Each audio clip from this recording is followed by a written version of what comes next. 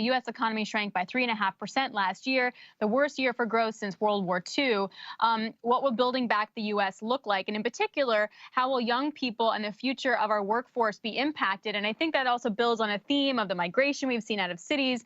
You have been bullish on cities like Nashville, Austin, etc. I know you guys are starting a tech branch in Miami. How do you see all the chess pieces?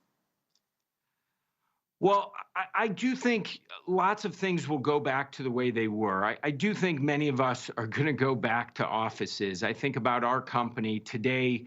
We have a subset of us here. We've been able to do that through testing, contact tracing, paying for people's transportation, and we do it on a voluntary basis. But having people in the office together makes us more productive. It allows us to interact, call people together. Today, we do it in mass in a conference room, but that's really helpful. Training young people, I think, is virtually impossible in a Zoom world. It's a great technology when you've worked together for a long time and you have a lot of social capital. But for a young person who just is getting a job, to be in the office, to lean over to the cube next to them, I think that's really important. So I do think we'll mostly go back to office. Some functions will be done in maybe a hybrid role, so there may be some decreased demand for office space, but overall, I think people will come back together. And then to your question of where will they go, I still think urbanization continues.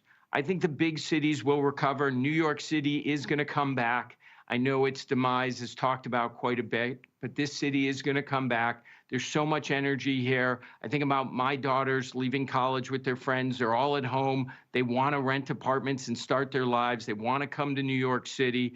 So I think a city like New York will come back, but there are some headwinds here, no question about it.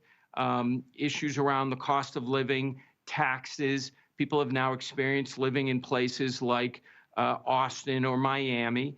So that's a headwind. And some of those cities will benefit, no question about it, where you'll see movement to Nashville and Austin, Salt Lake City, Raleigh, Durham, Miami. But I think urbanization overall will continue. The big cities will come back. They do have to make good decisions, I think, policy-wise, over time here, which is a challenge. But some of these emerging cities will have a lot of momentum. So I don't think this will end up all of us living in suburban and rural areas. And the trends globally towards urbanization, I think, continue.